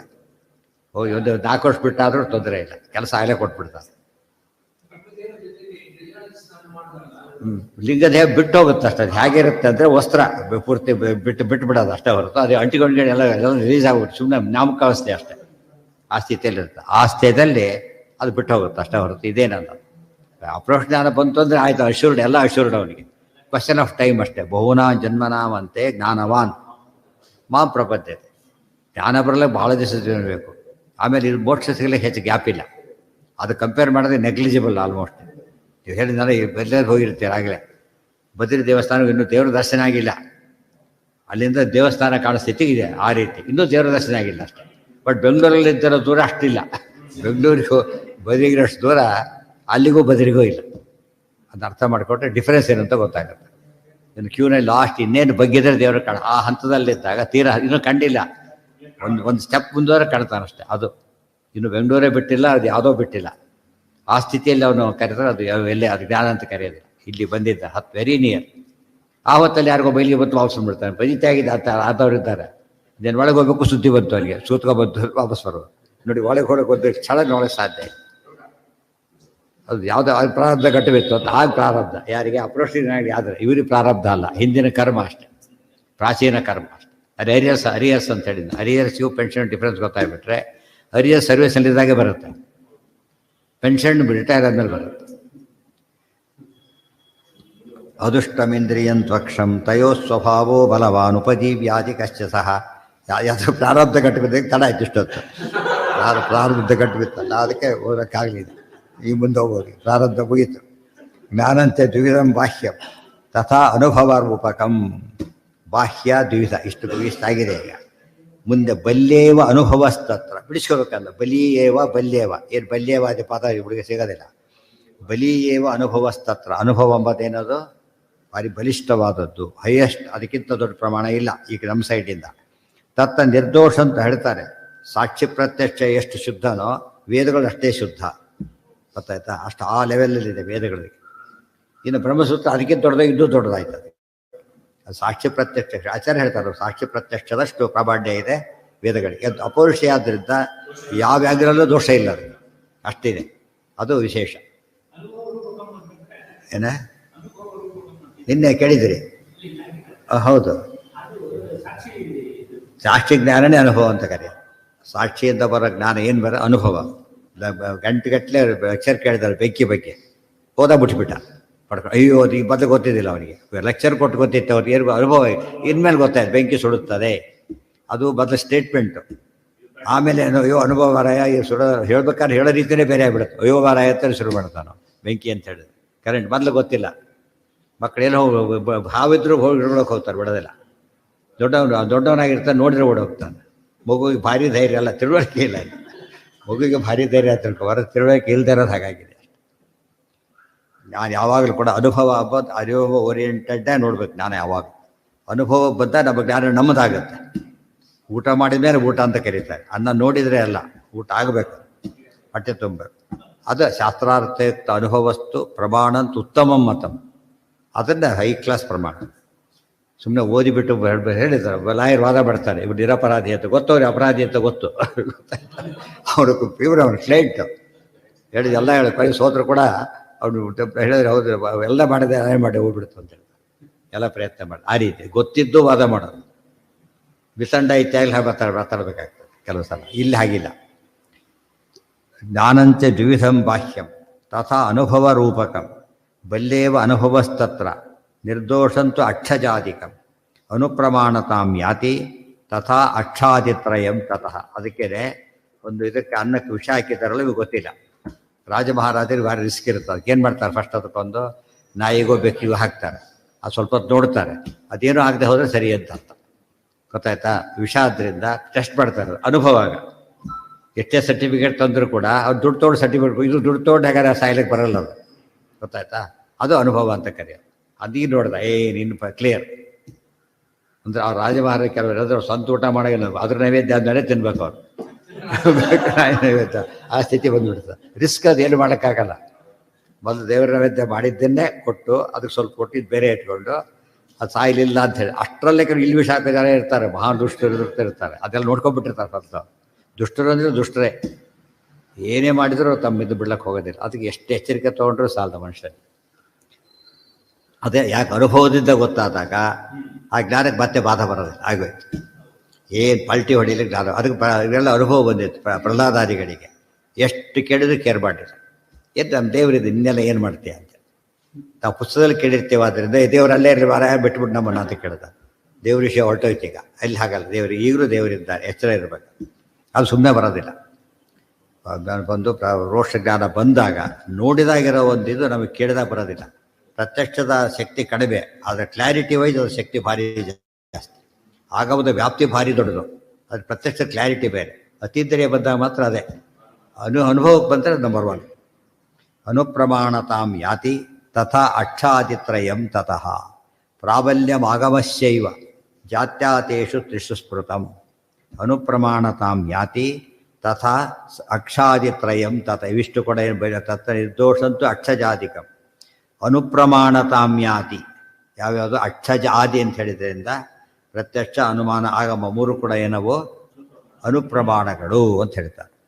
ಯಾತಿ ಅಲ್ಲಿ ಹೆಚ್ಚಾದಿತ್ರತೆಯ ಪ್ರಮಾಣ ಬಂದರೆ ಅನುಪ್ರಮಾಣಂ ಅಂತ ಓದ್ಕೋಬೇಕು. ಶ್ರೀಮನ್ ಮಧ್ವಪತಿ ಹರಿಪರತ ಬರುತ್ತಲ್ಲ ಅಲ್ಲಿ. ಜ್ಞಾನಂತೆ ಜೈಸಂಬಾಹ್ಯಂ ತಥಾ ಅನುಭವ ರೂಪಕಂ ಬಲ್ಲೇವ ಅನುಭವಸ್ತತ್ರ ನಿರ್ದೋಷಂತು ಅಕ್ಷಜಾದಿಕಂ.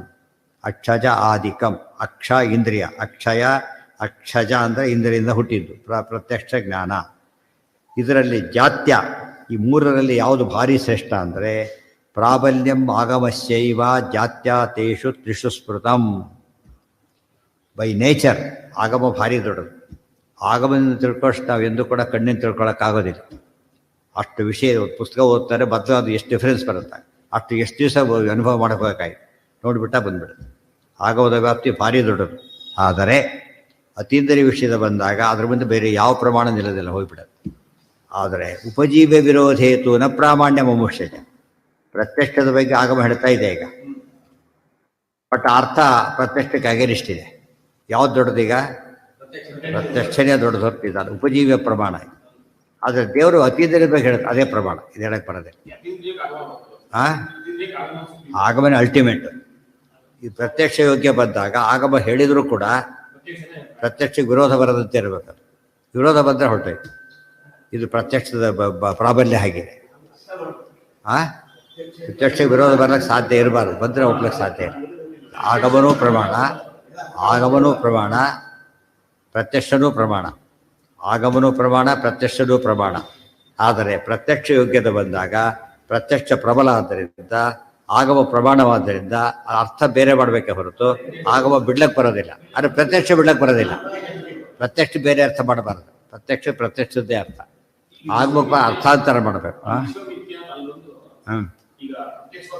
ಎಷ್ಟೋ ಕಡೆ ಬಂದಿದೆ ವಿಶ್ವಮಿಥ್ಯ, ಎಷ್ಟೋ ಮಿಥ್ಯ ಬರುತ್ತೆ. ಬಂದಾಗ ಅದಕ್ಕೆ ಏನಂತ ಹೇಳಬೇಕು? ಅಮಂಗಳ ಅಂತ ಅರ್ಥ, ಅನಿತ್ಯ ಅಂತ ಅರ್ಥ. ಆ ರೀತಿ ಮಾಡಬೇಕು. ಆಗಮದಲ್ಲಿ ಯಾರು ಜಗನ್ಮಿಥ್ಯಾತ್ವ ಬಂದಿದ್ರೆ ಅದಕ್ಕೆ ಅರ್ಥ ಈ ರೀತಿ ಅರ್ಥ. ಯಾವ ರೀತಿ ಅರ್ಥ? ಅನಿತ್ಯ, ಅಮಂಗಳ, ಹೀಗೆ ಅರ್ಥ ಮಾಡಬೇಕೆ ಹೊರತು ಈ ಸುಳ್ಳು ಅಂತ ಹೇಳಬಾರ್ದು. ಗೊತ್ತಾಯ್ತಾ? ಪ್ರೂವ್ ಆಗಿದೆ, ಪ್ರತ್ಯೇಕ ದಿವಸ ಪ್ರೂವ್ ಆಗಿರೋದ್ರಿಂದ ಹಾಗೆ ಹೇಳ್ಬೇಕು. ಪ್ರಾಬಲ್ಯ ಯಾರು ಎಲ್ಲಿ ಬೇಕಷ್ಟು ಕಡೆ ಇಲ್ವೇನೀಗ? ಮಣ್ಣು ಮಾತಾಡಿತು, ವೃದ್ಧ ಬ್ರವೀತ್ ಬಂದಿಲ್ಲ ಈಗ. ಮಣ್ಣು ಮಾತಾಡುತ್ತಾ, ಅದಕ್ಕೆ ಹೆಕರಣ ಹೊರಟಿದ್ದೆ ಅದಕ್ಕೋಸ್ಕರ. ಮಣ್ಣು ಮಾತಾಡಿತು ಅಂತ ವೇದ ಹೇಳ್ತಾ ಇದೆ. ಪ್ರತ್ಯಕ್ಷ ಹೇಳಿದ ಮಣ್ಣು ಮಾತಾಡೋದಿಲ್ಲ, ಸ್ಪಷ್ಟ ಇದೆ ನಮಗೀಗ. ಅರ್ಥ ಆಯ್ತಾ? ಅದು ವೇದವಾಕ್ಯ ಬಿಡ್ಲಕ್ಕೆ ಬರೋದಿಲ್ಲ, ಸುಳ್ಳಲ್ಲ ಅದು. ಬಟ್ ಅನುಭವನೂ ಬಿಡ್ಲಕ್ಕೆ ಬರೋದಿಲ್ಲ. ಅದಕ್ಕೇನು ಮಾಡಿದ್ರು? ಮಣ್ಣಿನ ಅಭಿಮಾನಿ ದೇವತೆ ಮಾತಾಡಿದ್ರು ಅಂತ ಅರ್ಥ ಮಾಡಿ. ಗೊತ್ತಾಯ್ತಾ? ಸಿಂಪಲ್ ಅದು. ಅದೇ ಕಾರ್ ಬಂತು ಅಂತಾರೆ. ಕಾರ್ ಬಂತಲ್ಲಿ ಡ್ರೈವರ್ ಯಾರೋ ಬರಬೇಕಾಗಿದೆ, ಕಾಯ್ತಾ ಇದ್ದಾರೆ ಈಗ. ಅದು ಕಾರ್ ಬಂತು ಅಂದರೆ ಅವ್ರು ಬಂದರು ಅಂತ ಅರ್ಥ. ಬರೀ ಕಾರ್ ಬಂತು ಅಲ್ಲ, ಒಂದು ಡ್ರೈವರ್ ಇದ್ದಾನೆ ಅಂತ ಅರ್ಥ. ಅವೆಲ್ಲ ಸೇರ್ಕೊಂಡ್ಬಿಡುತ್ತೆ. ಡ್ರೈವರಿಂದ ಕಾರ್ ಬಂತು ಎಲ್ಲ ಓಡೋಗ್ಬಿಡ್ತಾರೆ, ಯಾರ ಮೇಲೆ ಬರುತ್ತೋ ಗೊತ್ತಿಲ್ಲ. ಅದು ಬರೀ ಕಾರ್ ಬಂತು ಅನ್ನೋ ಅರ್ಥಕ್ಕೆ ಅದೇ ಅರ್ಥ. ಗಾಡಿ ಬಂತು, ಕಾರ್ ಬಂತು, ಫೋನ್ ಬಂತು. ಫೋನಿಗೆ ಫೋನ್ ಬಂತು ಅಂತ ಹೇಳ್ತಾರೆ. ಮನುಷ್ಯನ ಪದ್ಧತಿ ಅದು. ಫೋನ್ನಲ್ಲೇ ಹೇಳ್ತಾ ಇದೆ. ಆಮೇಲೆ ಚೇರ್ ಸ್ಪೀಕ್ಸ್ ಅಂತ ಎಲ್ಲರಿಗೂ ಗೊತ್ತು. ಮಣ್ಣು ಮಾತಾಡಿತು, chair speaks with permission of the chair ಅಂತಾರೆ. ಚೇರ್ಮನ್ ಅಲ್ಲ, with permission of the chair. ಅರ್ಥ ಏನು? ಚೇರಲ್ಲಿ ಕೂತು ಚೇರ್ಮನ್ ಅಂತ ಅರ್ಥ. ಅಂದರೆ ಅದು ಅಭಿಮಾನಿ ನ್ಯಾಯ ಒಂದು ಜೀವನದಲ್ಲಿ ಎಲ್ಲರಿಗೂ ಬಂದೋಗ್ಬಿಟ್ಟಿದೆ. ಗೊತ್ತಾಯ್ತಾ? ಅದನ್ನೇ ಅಭಿಮಾನ ಇದೆ, ಎಲ್ಲರಿಗೂ ಅನುಭವಕ್ಕೆ ಬರಕ್ಕೆ ನ್ಯಾಯ ಕಾರಣ ಆಯಿತು. ಬ್ರಹ್ಮಸೂತ್ರ ಕಾರಣ ಎಲ್ಲ ಜಗತ್ತಿನಲ್ಲೇ ಫಾಲೋ ಮಾಡ್ತಾ ಇದೆ ಎಲ್ಲರೂ.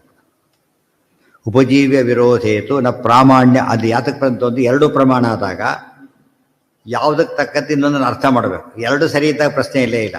ಒಂದಕ್ಕೊಂದು ವಿರೋಧ ಬಂದಾಗ ಯಾವುದು ಪ್ರಾಬಲ್ಯ ಅಂತ ಪ್ರಶ್ನೆ. ಆಗ ಪ್ರತ್ಯಕ್ಷ ಯೋಗ್ಯವಾಗಿದ್ದರೆ ಪ್ರತ್ಯಕ್ಷನೇ ಪ್ರಬಲ. ಆದರೆ ಅತೀಂದ್ರಿಯ ಆಗಿದ್ದಾಗ ಆಗಮನೇ ಪ್ರಬಲ. ಕೃಷ್ಣ ಮಣ್ಣುತ್ತಿಂದ ಏನೋ ಆಗಲಿ ವಿಶ್ವರೂಪ ತೋರಿಸಿದ. ಇದೆಲ್ಲ ನಾವು ಹೇಳಕ್ಕೆ ಬರೋದಿಲ್ಲ. ಆಗಮ ಅದೆಲ್ಲ ಕೂಡ ಹೇಳಿದ್ರೆ ಹಾಗೆ ಒಪ್ಪಕ್ಕೆ ಹೊರತು ಕ್ವಶನ್ ಮಾಡೋಂಗಿಲ್ಲ. ಅರ್ಥ ಆಯ್ತಾ? ಅದು ದುಷ್ಟ ಅಂತ. ಕೃಷ್ಣ ನಮ್ಮಂತೆ 6 ಅಡಿ ಕಂಡ 4 ಅಡಿ ಕಂಡ ಇರ್ಬೋದು. ಆದರೆ ಅದೇನದು ಬರೀ ಕಣ್ಣಿಗೆ ಕಾಣೋದು ಅಷ್ಟೇ. ವಸ್ತುಸ್ಥಿತಿ ಏನದು ಬೇರೆಯೇ. ನಾವು ಅಷ್ಟಿದ್ದಾನೆ ಹೇಗೆ ಸಾಧ್ಯ? ಅವೆಲ್ಲ ದೈತ್ಯರಾಗಿ ಅರ್ಥ ಮಾಡ್ಕೊಂಡು ಸೋತ್ರು ಅವರೆಲ್ಲ. ಸತ್ರು ಕೂಡ ಆಗ ಮಾತ್ರದಿಂದ ಅಷ್ಟೇ. ಕರೆಂಟ್ ಇದೆ, ಸಿಂಪಲ್ ಅದು. ಅದು ಮುಟ್ಬೇಡ ಲೈವ್ ವೈರ್ ಅಂದರು. ಮುಟ್ಟೋಡ್ತೀನಿ ಅಂತ ಅವನು ಹೋಗೋದಿಲ್ಲ. ಗೊತ್ತಾಯ್ತು? ಏನಂತ ತಕ್ಷಣ ದೂರ ಎದ್ದು ಬಿಡ್ತಾನೆ ಅಷ್ಟೇ. ಯಾಕೆ? ಅದು ಕಣ್ಣಿಗೆ ಕಾಣೋದಲ್ಲ, ಕರೆಂಟ್ ಕಣ್ಣಿಗೆ ಕಾಣೋದಲ್ಲ. ಅದೇನು ನಾವು ಯಾರೋ ಮಾತೇ ನಂಬಬೇಕು, ಬೇರೆ ದಾರಿ ಇಲ್ಲ. ಅಕಸ್ಮಾತ್ ಸತ್ಯ ಆಗಿದ್ದರೆ ಯೋಚನೆ, ಸುಳ್ಳಾಗಿಬಿಟ್ಟಿದ್ರೆ ಗೋವಿಂದ. ನಾವು ಏನೇ ಬಿಡಿ ಪರವಾಗಿಲ್ಲ ಅಂತೇಳಿ ಯಾರೋ ತಮಾಷೆ ಮಾಡ್ತಾನೆ ಅಂತ ತಿಳ್ಕೊಂಡ. ಅವ್ರಿಗೆ ಕರೆಂಟ್ ವಿಷಯ ಗೊತ್ತಿಲ್ಲ. ಜಟ್ ನೋಡೇ ಬಿಡ್ತು, ಕೆಟ್ಟಾಗಿ ಹಿಡ್ಕೊಂಡು ಡಬಾ ಹೋಗಿಬಿಟ್ಟಾಗ. ಆಗ ಅವನು ಏನು ಮಾತು ಕೇಳಲಿಲ್ಲ ಅಂತ, ನನ್ನ ಮಾತು ಕೇಳಲಿಲ್ಲ ಅಂತ. ಯಾಕೆ? ಕರೆಂಟ್ ಕಣ್ಣಿಗೆ ಕಾಣದೇ ಇರೋ ಪದಾರ್ಥ. ವೈರಲ್ ಇದೆಯೋ ಅಂತ ಹೇಳೋದಕ್ಕೆ ನಮಗೆ ಮುಟ್ಟು ನೋಡಿದ್ರೆ ಗೊತ್ತಾಗುತ್ತೆ, ಸತ್ತೋಗ್ತಾನೆ. ಸಾಯೋದು ಹೇಗಿರುತ್ತೆ ಅಂಥೇಳಿ ಸತ್ತು ನೋಡಿ ಅನುಭವ ಪಡ್ಲಿಕ್ಕಾಗೋದಿಲ್ಲ. ಅಷ್ಟು ಅನುಭವ ಸತ್ತೇ ಹೋಗ್ಬಿಟ್ಟಿರ್ತಾರೆ. ಆ ಥರ ಆಗಿದೆ. ಇನ್ನೊಬ್ರು ಹೇಳಿದ್ರೆ ನಂಬೇಕಷ್ಟೆ. ಡೇಂಜರ್ ಅಂತ ಹಾಕಿರ್ತಾರಲ್ಲ, ನೋಡಿ ನಂಬೇಕಷ್ಟೆ. ಗೊತ್ತಾಯ್ತಾ? ಕೆಲವು ಸುಳ್ಳು ಹಾಕಿರ್ತಾರೆ ಮುಟ್ಟಬಾರದು ಅಂಥೇಳಿ. ಅದು ಬೇರೆ. ಸತ್ಯವಾಗಿದ್ದಾಗ ಎಫೆಕ್ಟ್ ಆಗೇ ಆಗುತ್ತೆ. ನಾವು ಕಣ್ಣಿಗೆ ಕಾಣೋ ವಿಷಯ ಅಲ್ಲದ. ಕರೆಂಟಿಗೆ ಕಣ್ಣಿಗೆ ತೋರಿಸೋದು ಹೇಗೆ ತೋರಿಸ್ಬೇಕು? ಫ್ಯಾನ್ ತೋರಿಸ್ಬೇಕು, ಲೈಟ್ ತೋರಿಸ್ಬೇಕೆ ಹೊರತು ಕರೆಂಟೇನು ಡೈರೆಕ್ಟ್ ತೋರ್ಸೋಕ್ಕಾಗುತ್ತಾ? ಡೈರೆಕ್ಟ್ ತೋರ್ಸೋಕ್ಕಾಗೋದಿಲ್ಲ. ಕರೆಂಟ್ ನಂಬ್ತಾರೆ. ದೇವರು ತೋರ್ಸೋಕ್ಕಾಗ, ದೇವ್ರು ನಂಬಲ್ಲ. ಯಾತಕ್ಕೆ? ಕರೆಂಟ್ ಎಫೆಕ್ಟ್ ಇದೆ, ದೇವ್ರ ಎಫೆಕ್ಟ್ ಇದೆಯಲ್ಲ. ಮನುಷ್ಯ ಬದುಕಿರೋದು ದೇವರ ಎಫೆಕ್ಟ್. ಅದು ಇದ್ರ ಬಳಸೋದು ಆಯ್ತಿದ್ದಿಲ್ಲ. ಅಂದರೆ ಒಂದು ಕಡೆ ನಂಬಿ ಒಂದು ಕಡೆ ಬಿಡ್ಲಿಕ್ಕೆ ಸಾಧ್ಯ ಇಲ್ಲ. ಎರಡೂ ಅತೀಂದ್ರಿಯನೇ. ಮತ್ತು ಎರಡೂ ಅತೀಂದ್ರಿಯನೇ. ಅದು ಕಣ್ಣಿಗೆ, ಇದು ಕಣ್ಣಿಗೆ ಕಾಣೋದಿಲ್ಲ. ಯಾವುದಕ್ಕೆ? ಅದಕ್ಕೆ ಅಲ್ಲಿ ಕರೆಂಟ್ ಹಿರಣ್ಯಕಶಿಪು ಇಮಿಡಿಯೇಟ್ ಬಂದು ಹೊಡಲಿಲ್ಲ ನರಸಿಂಹದೇವರು. ಟೈಮ್ ತೊಗೊಂಡ್ರ ಆ ಸ್ಟೇಜ್ ಆಗಬೇಕಾದ್ರೆ. ಇವ್ನು ಬಂದು ಏನಾಯಿತು, ಬೈಸಾಸು ಬಿಟ್ಟಿದ, ಕರೆಂಟ್ ಇತ್ತು ಅಂತ ಹೇಳಿದ್ದ. ಪಾಪ ಬಿಟ್ಟಿದ ಇರಲಿಲ್ಲ, ಸುಳ್ಳು ಹೇಳಿಲ್ಲ, ಆ ಕರೆಂಟ್ ಹೋಗಿದೆ ಅಷ್ಟೇ. ಇವನೇನು ಎಲ್ಲ ಕಡೆ ಸುಳ್ಳು, ಎಲ್ಲ ಕಡೆ ಬಿಟ್ಲಕ್ಕೆ ಶುರು ಮಾಡೋದು ಆಮೇಲೆ. ಹಾಗಾಗಿ ಪಾಪ ಕರೆಂಟ್ ಇದೆ ಅಂತ ಹೇಳಿ ಊರಕ್ಕೂ ಸತ್ಯ. ಪಾಪ ಎಷ್ಟೋ ಸತ್ಯ ಆಗಿರುತ್ತೆ. ಸ್ವಿಚ್ ಹಾಕಿದಾಗಿರುತ್ತೆ, ಅದೇನೇ ಬರೋದು, ಅಷ್ಟಕ್ಕೆ ಹೋಗಿರುತ್ತೆ ಕರೆಂಟ್. ಕೆಲಸ ಹಾಕಿದ ತಕ್ಷಣ ಕರೆಂಟ್ ಹೋಗುತ್ತೆ, ಶಾರ್ಟ್ ಆಗಿಬಿಟ್ಟಿಲ್ಲ ಒಂದು ಕಡೆ. ಅದೇನು ಅದು ಯಾರ ಕೈಲಿಲ್ಲ ಅದೆಲ್ಲ. ಅದೆಲ್ಲ ಹೇಗೆ ನಂಬ್ತಾರೋ ಹಾಗೆ. ಅಲ್ಲಿ ಹೇಗೆ ಬರಲಿಲ್ಲ, ಇಲ್ಲ ಹಾಗೆ ಬರೋದಿಲ್ಲ. ಯಾವಾಗಲೂ ಬಂದಿದ್ದೀಯಾ? ಇಲ್ಲ. ಸ್ವಿಚ್ ಹಾಕಿದ್ರೆ ಲೈಟ್ ಬರುತ್ತೆ, ಕರೆಂಟ್ ಬಂದಿಲ್ಲ ಎಷ್ಟೋ ಸಲ. ಹಾಗೇನೆ ಇವತ್ತು ದೇವ್ರ ಕಣ್ಣಿಗೆ ಕಾಣೋ ಪ್ರಸಂಗನೂ ಕಾಣುತ್ತೆ ನಮಗೆ. ಎಫೆಕ್ಟ್ ಕೆಲಸದ ಕಾಣೋದಿಲ್ಲ. ಕಾಣದೆ ಹೋದಾಗ ಇಲ್ಲ ಅಂತ ಅರ್ಥ ಅಲ್ಲ. ಫಿಕ್ಸ್ ಅಷ್ಟೇ. ಗೊತ್ತಾಯ್ತು, ಸರಿಯಾಗಿ ಮಾಡಿ. ಜಾಜ್ವಲ್ಯ ಪ್ರಾಬಲ್ಯಮಾಗಮಸ್ಯೈವ ಜಾತ್ಯಾತೇಷು ತ್ರಿಷು ಸ್ಮೃತಂ ಇಷ್ಟು ಹೇಳಿ, ಉಪಜೀವ್ಯ ವಿರೋಧೇತು ನ ಪ್ರಾಮಾಣ್ಯಮುಷ್ಯ ಚ. ಭಾಳ ಇಂಪಾರ್ಟೆಂಟ್ ಇವೆಲ್ಲ ಕೂಡ. ಆಚಾರ್ಯ ಪ್ರಾಬಲ್ಯಮಾಗಮಸ್ಯೈವ ಜಾತ್ಯಾದಿ ವಾಕ್ಯ ಇದೆಯಲ್ಲ, ಇದನ್ನು ಎಲ್ಲರೂ ಕೂಡ ಏನು ಮಾಡಿದರು? ಇದು ಸುಳ್ಳು ವಾಕ್ಯ ಅಂತ ಹೇಳಿದರು. ಅದ್ವೈತಗಳು ಗ್ರಂಥದಲ್ಲೇ ಕೋಟ್ ಮಾಡಿದ್ದಾರೆ ವಾಕ್ಯನೊಬ್ಬರು, ಗೊತ್ತಾಯ್ತಾ? ಭಾಳ ಇದ್ದಾನೆ ಕೋಟ್ ಮಾಡಿಬಿಟ್ಟಿದ್ದಾರೆ. ಆಚಾರ್ಯ ಎಷ್ಟು ಸತ್ಯ ಹೇಳಿದ್ದಾರೆ ಅನ್ನೋದು ಸಾಕ್ಷಿ ಆಯ್ತು. ಅಲ್ಲಿ ಮತ್ತೆ ಸುಮ್ಮನೆ ಮಾತಾಡಿಬಿಟ್ಬಿಡ್ತಾರೆ, ಬೇರೆ ವಿಷಯ ತೆಗಿತಾರೆ. ಇದು ಗಲಾಟೆ ಮಾಡೋರು ವಿಷಯ ಒಪ್ಪೋದಿಲ್ಲ ಅವರು, ಇನ್ನೊಂದು ವಿಷಯ ತೆಗಿತಾರೆ ಅಷ್ಟೇ ಹೊರತು ಇದು ಬರೋದು. ಒಪ್ಪರಿಗೆ ಅಷ್ಟು ಸಾಕು. ಯಾಮಾಹರಣುಮಾಂ ಕೇಚಿತ್ ಕ್ರಿಯಾದ್ಯವಯವಾತ್ಮಿಕಾಂ ಸಾವ್ಯರ್ಥಾನೋಪಪತ್ಯಾಹಿ ವಿನಾ ಸಾಹಿ ಪ್ರಮಾಣತಾಂ ಯಾತ್ಯತೋ ಯುಕ್ತಿರೇವೈಕಾ ಪ್ರಮಾಣಮನುಮಾತ್ಮಕಂ. ಯಾಮಾಹು ಅನುಮಾಂ ಕೇಚಿತ್ ಕ್ರಿಯಾದಿ ಅವಯವಾತ್ಮಿಕಾಂ. ಯಾವುದರಿದ್ದಾರೆ ಅನುಮಾನವನ್ನು ಮೂರು ಪಂಚಾವಯವ ವಾಕ್ಯ ಅಂತ ಹೇಳ್ತೀವಲ್ಲ, ಹಾಗೆ ಕೆಲವು 3 ಅವಯವ, ಕೆಲವು 5 ಅವಯವ ಹಾಗೆಲ್ಲ ಹೇಳ್ತಾರೆ. ಅದು ಒಪ್ಪಬೇಕಾಗಿಲ್ಲ, ವ್ಯರ್ಥ, ಅದು ನಿಯಮ ವ್ಯರ್ಥ. 5 ಕಾನ್ಸೆಪ್ಟ್ ಸರಿ, 5 ಇರಲೇಬೇಕು ಎಂಬ ನಿಯಮ ಸರಿಯಲ್ಲ. ಪಂಚಾವಯವ ಗೊತ್ತಿದೆ, ಪ್ರತಿಜ್ಞಾ, ಹೇತು, ಉದಾಹರಣ, ಉಪನಯ, ನಿಗಮನ, 5 ಅದೆಲ್ಲ ಹೇಳ್ತಾರೆ. ತತ್ಯಾತ್ಯತೋ ಯುಕ್ತಿರೇವೈಕ ಪ್ರಮಾಣ ಮನುಮಾತ್ಮಕ. ಯುಕ್ತಿ ಸರಿ ಇದ್ದರೆ ಅವಯವದ ಪ್ರಶ್ನೆ ಬರೋದಿಲ್ಲ. ಅದಿರಬಹುದು, ಇಲ್ಲದೇನೂ ಇರಬಹುದು, ನಿಯಮ ಬೇಕಿಲ್ಲ ಅಂತ ಹೇಳಿ. ಯುಕ್ತಿ ಪ್ರತಿಜ್ಞಾರೂಪಾಚ ಹೇತು ದೃಷ್ಟಾಂತ ರೂಪಿಕಾ ತಥಾ ಉಪನಯ ರೂಪ. ಇವೆಲ್ಲ ಪ್ರಮಾಣ ಪದ್ಧತಿಗಳೆಲ್ಲ ಆಗೋಗ್ಬಿಟ್ಟಿದೆ, ಪ್ರಮಾಣ ವಾಕ್ಯಗಳು ಇವೆಷ್ಟು ಕೂಡ. ಮತ್ತು ಅದನ್ನೇ ಹೇಳ್ತಾ ಕೂಡ ಮಾಡಿ ಲೇಟ್ ಆಗುತ್ತೆ. ಯುಕ್ತಿ ಪ್ರತಿಜ್ಞಾರೂಪಾಚ. ಪ್ರತಿಜ್ಞಾ ಅಂದ್ರೇನು? ಪರ್ವತೋ ವನ್ಯಮಾನ್ ಪ್ರತಿಜ್ಞಾ. ಇಷ್ಟಕ್ಕೆ ಜ್ಞಾನ ಬರುತ್ತೆ. ನೋಡಯ್ಯ ಬೆಂಕಿ ಇದೆ ಅಂತ, ಹೌದಾ, ಕರೆಕ್ಟ್ ಒಪ್ಕೊಂಡು ಬಿಟ್ಟು ನೋಡಿದ ತಕ್ಷಣ ಗೊತ್ತಾಯ್ತವ. ಧೂಮ ಅಂತ ಹೇಳೇ ಇಲ್ಲ ಇನ್ನೂ ಕೂಡ, ಅಲ್ಲಿ ಬೆಟ್ಟ ನೋಡಿದ್ದಿಲ್ಲ. ಪರ್ವತವನ್ನು ನೋಡಿದ ತಕ್ಷಣ ಕರೆಕ್ಟ್ ಅಂದ್ಬಿಟ್ಟು, ಧೂಮ ಅಂತ ಹೇಳೇ ಇಲ್ಲ ಅವ್ನು ಇನ್ನೂ ಕೂಡ. ಅವನಿಗೆ ಧೂಮ ಬೆಂಕಿ ಅಂತ ಗೊತ್ತು, ಅವನಿಗೆ ಒಪ್ಕೊಂಡೇ ಬಿಟ್ಟ. ಇನ್ನೂ ಕೆಲವು ಅದೇ ಯಾಕೆ ಹೇಳಿ ಧೂಮ ನೋಡು ಅಂತ ಕೇಳಿ, ಬಾಷ್ಪ ಅನ್ಕೊಂಡ್ಬಿಟ್ಟು ಧೂಮ ಅಲ್ಲ, ಕರೆಕ್ಟ್ ಒಂದು ಸ್ಟೆಪ್ ಆಯ್ತು. ಇನ್ನೂ ಅಲ್ಲೂ ಅರ್ಥ ಆಗಲಿಲ್ಲ, ವಾಹನ ಸವತ್ತು ಅಂತ ಹೇಳಿದ್ರು, ಅವಾಗ ಅರ್ಥ ಆಯ್ತು. ಕೆಲವು ಇನ್ನೂ ಅರ್ಥ ಆಗಲಿಲ್ಲ, ನೋಡಯ್ಯ ಎಲ್ಲಿ ಧೂಮ ಇರುತ್ತೋ ಅಲ್ಲಿ ಬೆಂಕಿ ಇರುತ್ತೆ, ಮನೆ ಗೊತ್ತಲ್ಲ ಅಂತ ಕೇಳಿದ್ರು. ಆಗ ಒಪ್ಕೊಂಡು ಆದ್ದರಿಂದ ಹೀಗಿದೆ ಇರ್ಬೋದು ಒಂದು, ಆದ್ದರಿಂದ ಹೀಗಿದೆ. 5 ವಾಕ್ಯ ಬೇಕಾಯ್ತು, 5 ಅಂಗಗಳು. ಬಟ್ 5 ಅಂಗಗಳು ಇರಲೇಬೇಕು ಅಂತಿಲ್ಲ. 5 ಅಂಗಗಳು ಇದ್ದರೆ ಸರಿ, ತಪ್ಪನಲ್ಲ, ಇರಲೇಬೇಕು ಅಂತಿಲ್ಲ. ಅರ್ಥ ಆಯ್ತಾ? ಅದು ಸರಿ ಹೇಳಿಲ್ಲ. ವಾಟ್ ಈಸ್ ಯುವರ್ ನೇಮ್ ಅಂದರೆ ಮೈ ನೇಮ್ ಈಜ್ ಅಂತ ಹೇಳಬೇಕು ಅಂತಿಲ್ಲ. ಹೆಸರು ಹೇಳಿದರೆ ಸಾಕು, ಮೈ ನೇಮ್ ಈಜ್ ಅಂತ ಹೇಳಬೇಕು ಅಂತಂದು ಹೇಳಿದ್ರೆ ತಪ್ಪದು. ಪ್ರಾಕ್ಟೀಸ್ ಮಾಡೋಕೆ ಚಿಕ್ಕ ಮಕ್ಕಳು ಹಾಗೆ ಹೇಳಬಾರ್ದು, ಮೈ ನೇಮ್ ಈಜ್ ಅಂತಾನೆ ಹೇಳಬೇಕು. ಯಾಕೆಂದರೆ ಅವನಿಗೆ ಭಾಷೆ ಕಲಿಸ್ಬೇಕಾಗಿದೆ, ಅವ್ನು ಹಾಗೆ ಹೇಳಬೇಕು. ದೊಡ್ಡವರಾಗಬೇಕು ಕಲಿಸಿದ್ರೆ ಹಾಗೆ ಹೇಳಿಬಿಟ್ರೆ ಭಾಳ ತಪ್ಪಾಗುತ್ತೆ. ಅದಕ್ಕೆ ಕಾಮನ್ ಸೆನ್ಸ್ ಬೇಕು. ಶಾಸ್ತ್ರನ ಕಾಮನ್ ಸೆನ್ಸ್ ಟೈಪ್ ಮಾಡಿದ್ರು, ಕಾಮನ್ ಸೆನ್ಸ್ ಇಟ್ಕೊಂಡು. ಈ ಕೆಲವೊಮ್ಮೆ ಶಾಸ್ತ್ರ ಪ್ರಕ್ರಿಯೆನೇ ಬೇಕು, ಕೆಲವೊಮ್ಮೆ ಕಾಮನ್ ಸೆನ್ಸು ಬೇಕು ಅರ್ಥ ಮಾಡ್ಬೇಕಾದ್ರೆ. ಕಾಮನ್ ಸೆನ್ಸಿಗೆ ಭಾಳ ಅರ್ಥ ಇರ್ತದೆ, ಇಲ್ಲ ಹೋದರೆ ಅದಕ್ಕೆ ಗೊತ್ತಾಗದೆ. ತಥೋ ಉಪನಯ ರೂಪಾಚ ಪರಾ ನಿಗಮನಾತ್ಮಿಕ. ಉಪನಯ ಅಂದರೆ ಹತ್ತಿರಕ್ಕೆ ತರೋದು, ನಿಗಮನ ಅಂದರೆ ಕಂಟ್ರೋಲ್ ಮಾಡೋದು. ಪ್ರತಿಜ್ಞಾ, ಹೇತು, ದೃಷ್ಟಾಂತ, ಉಪನಯ, ನಿಗಮನ 5 ಹೇಳೋದು. ಪೃಥಕ್ ಪ್ರಮಾಣತ್ವ ವ್ಯಾತಿ ಯುಕ್ತಿತ ಇವ. ಒಂದಿದ್ರೂ ಸಾಕಾದ್ರಲ್ಲಿ ಒಟ್ಟು ವ್ಯಾಪ್ತಿ ಸಿದ್ಧಿ ಇವನ್ ಮಾತ್ರ ಅವಾಯ್ಡ್ ಮಾಡಕ್ಕೆ ಬರೋದು. ನಿಯಮ ಉಳಿದ ನಿಯಮಗಳಲ್ಲ, ಇದು ನಿಯಮ. ವ್ಯಾಪ್ತಿ ಇರಬೇಕು, ಸಿದ್ಧಿ ಇರಬೇಕು. ಸಿದ್ಧಿ ಅಂದ್ರೇನು? ಸಿದ್ಧಿ ಅಸಿದ್ಧಿ ಆಗಿಬಿಟ್ಟದ ಆಗಲೇ. ಸಾಧ್ಯದಲ್ಲಿಲ್ಲ, ಪಕ್ಷದಲ್ಲಿ ಇರಬೇಕು ಅಂತ. ಸಮುಚಿತ ಸ್ಥಳ ಆದೋ ಸಿದ್ಧಿ. ಎಲ್ಲಿರಬೇಕು ಅಲ್ಲಿರ್ಬೇಕು. ಬೆಟ್ಟದಲ್ಲಿ ಅಂದರೆ ಬೆಟ್ಟದಲ್ಲೇ ಇರಬೇಕು. ಪ್ರವಾಹ ಇಡ್ಬೇಕಾದ್ರೆ ಮೇಲಿರ್ಬೇಕು. ಅದಕ್ಕೇ ಸಾಮಾನ್ಯ ಪಕ್ಷಧರ್ಮ ಅಂತ ಹೇಳಿದ್ರು ಕೂಡ ನಿಯಮ ಇಲ್ಲ. ಅಲ್ಲೂ ಕೂಡ ಹಾಗೆ ಪಕ್ಷದ ನಿಯಮ ಮಾಡ್ಕೊಬಿಟ್ರು. ಮತ್ತೆ ಅವರು ಬರೀ ತಪ್ಪುಗಳು, ಕೊಂಪೆ. ನಿಯಮ ಇಲ್ಲ, ಎಲ್ಲಿರಬೇಕು ಅಲ್ಲಿರ್ಬೇಕಷ್ಟೇ. ಅಮಾವಾಸ್ಯೆ ದಿವಸ ಹೇಗಿರ್ತಾರೆ? ಸೂರ್ಯಚಂದ್ರ ಒಂದೇ ಕಡೆ ಇರ್ತಾರೆ. ಹುಣ್ಣಿಮೆ ದಿವಸ ಇಲ್ಲಿ ಚಂದ್ರ, ಇಲ್ಲಿ ಪೂರ್ತಿ ಆಪೋಸಿಟ್ ಇರ್ತಾರೆ. ನಿಯಮ ಹುಣ್ಣಿಮೆ ನಿಯಮ. ಹುಣ್ಣಿಮೆ ಹೇಳಿದಾಗ ಯಾವ ನಿಯಮ ಕಂಡ್ರೆ ತಪ್ಪಾಗುತ್ತೆ. ಕಾನೂನು ನೋಡ್ಕೊಂಡು ಹೇಳೋದು. ಅವು ಮೋಡದಲ್ಲಿ ಕಾಣಿಸ್ಲೇ ಇಲ್ಲ, ಯೋಚನೆ ಇಲ್ಲ.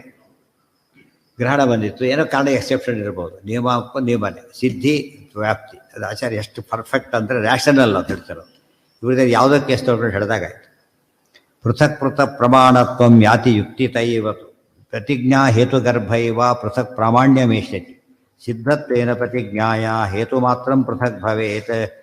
ಕೆಲವು ಸತಿ ಏನು ಹೇಳೋದಿಲ್ಲ, ಅಯ್ಯೋ ಬೆಂಕಿ ಅಂತಾನೆ ಅಷ್ಟೇ. ಅವನು ಬರೀ ಬೆಂಕಿ ಅಂತ ಏನು ಹೇಳಿಲ್ಲ, ವ್ಯಾಪ್ತಿ ಇಲ್ಲ. ಈ ಜಾಗ ಕೂಡ ಬರೀ ಅಯ್ಯೋ ಬೆಂಕಿ ಅಂತ ಹೇಳಿದ ಅಷ್ಟೇ. ಅಷ್ಟೇ ಗೊತ್ತಾಗುತ್ತೆ. ತುಂಬ ಅರ್ಜೆಂಟ್ ಇದ್ದಾಗ ಎಲ್ಲ ಹೇಳ್ತಾವೆ, ಎಲ್ಲ ಹೇಳಕ್ಕೆ ಕೊಡುತ್ತೆ. ಪ್ರತಿಜ್ಞಾ, ಪರ್ವತ, ವನ್ಯಮಾನ್ ಯಾರು ಹೇಳ್ತಾಗೋ ಸತ್ತೋಗ್ತಾರೆ ಅಷ್ಟೊತ್ತಿಗೆ. ಇಮಿಡಿಯೇಟ್ ಬೆಂಕಿ ಅಂದರೆ ಹೊರಟ ಅಷ್ಟೇ. ಕೂಗೋರೆಲ್ಲ ಬೆಂಕಿ ಅಂತ ಕೂಗ್ತಾರೆ ಹೊರತು ಧೂಮ ನೋಡಿ ಇದೆಯಾ ಅಂತ ಯಾರು ಕೇಳೋದಕ್ಕೆ ಹೋಗೋದು. ಅದು ಪ್ರಸಂಗ ನೋಡ್ಕೊಂಡು ಹೇಳಬೇಕಾಗ್ತದೆ. ಕೆಲವು ಸಲ ಪಾಠ ಮಾಡೋಕ್ಕಾರೆ ಹೇಳೋ ಕ್ರಮ ಬೇರೆ. ಅರ್ಜೆಂಟ್ ಇದ್ದಾಗ ಹೇಳೋದು, ಭಾರಿ ಅರ್ಜೆಂಟ್ ಅಂತ ಹೇಳೋಕ್ಕಾರ. ಕೆಲವು ಬೆಂಕಿ ಕೂಗ್ತಾ ಕೆಲಸ ಬಾಯಿಲೋ ಬಂದರೆ ಈ ಮೊಳಕೆ ತೊಗೊಂಡೋಗ್ತಿರ್ತಾರೆ. ಅವ್ರು ಹೇಳೋದಕ್ಕೂ ಟೈಮ್ ಇಲ್ಲ, ತೋರಿಸ್ಬಿಡ್ತಾರೆ ಅಷ್ಟೇ. ಇಷ್ಟೆಲ್ಲ ನಾನು ಪ್ರಾಕ್ಟಿಕಲ್ಲಾಗಿ ಹೇಳಿದ್ದು ಹೀಗಿರಬೇಕು. ಪ್ರತಿಜ್ಞಾ ಹೇತುಗರ್ಭ ಇವ ಪೃಥಕ್ ಪ್ರಾಮಾಣ್ಯಮೇಷ್ಯತಿ ಸಿದ್ಧತ್ವೇನ ಪ್ರತಿಜ್ಞಾಯಾಃ ಹೇತುರ್ಮಾನಂ ಪೃಥಕ್ ಭವೇ.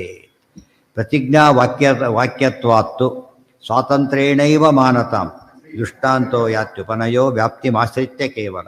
ಏನ ಏನ ಏನು ಅವಯವತ್ತು?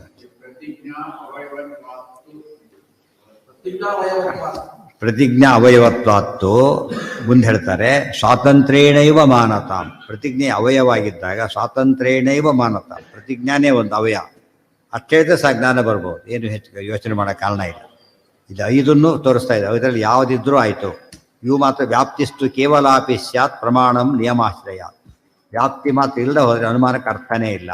ಅದನ್ನ ಬಿಟ್ಟು ಎಲ್ಲ ಹೇಳ್ತಾ ಕೂತ್ರೆ ಇದನ್ನವ್ರು ಅದನ್ನು ಸ್ಟ್ರೆಸ್ ಮಾಡಬೇಕು. ಯಾವುದೇ ಸ್ವಾರ್ಥಾನುಮಾನ ಅನ್ನೋದು ಏನಿರಬೇಕು, ವ್ಯಾಪ್ತಿ ಅದಿರಲೇಬೇಕು. ಪರಾರ್ಥಾನುಮಾನಕ್ಕೆ ಹೇಗೆ ಹೇಳಬೇಕು ಅಂತ ಪ್ರಶ್ನೆ.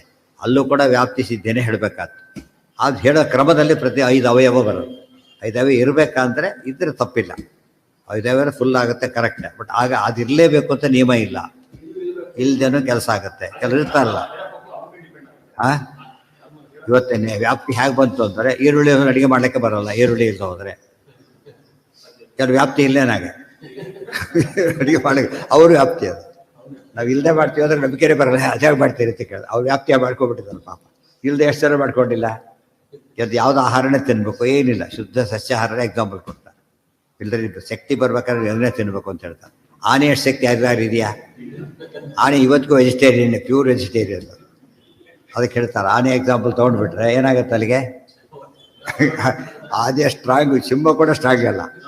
ಸಿಂಹ ಆನೆಗೆ ಡೈರೆಕ್ಟ್ ಒಂದೇಟ್ ಹೊಡಿತು ಸರಿಯಾಗಿ ಸರಿ ಕೆಳಗೆ ಬಿದ್ದು ಆನೆ ತುಳಿದ್ರೆ ಕತೆ ಮುಗೀತದೆ.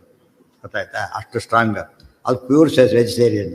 ಅರ್ಥ ಆಯ್ತಾ? ಆದ್ದರಿಂದ ಎಂದು ಕೂಡ ಇದಕ್ಕೆ ಲೀಕ್ ಮಾಡಬಾರದು. ಸುಭಾಷಿತ ಅದು. ಗೊತ್ತಾಯ್ತಾ? ಅದ್ರೇನು ಇದು ಮಾಡೋಕ್ಕೆ ಕಾರಣ ಇಲ್ಲ. ತಯಾ ನಿಗಮನಂ ಚ ಉಪಸಂಹಾರೈಕ ಸ್ವರೂಪತಃ ಪ್ರಾಮಾಣ್ಯಂ ಯಾತ್ಯನುಭವ ಜ್ಞಾಪಯತಿ ಉಪಪತ್ತಿತಾಂ. ಅಲ್ಲಿ ಇದೆಲ್ಲ ಹಿಂದೆ ಓದಿದ್ದು ಮಾತ್ರ ನೆನಪಿಲ್ಲದ್ರೆ ಉಪಯೋಗ ಬರೋದಿಲ್ಲ.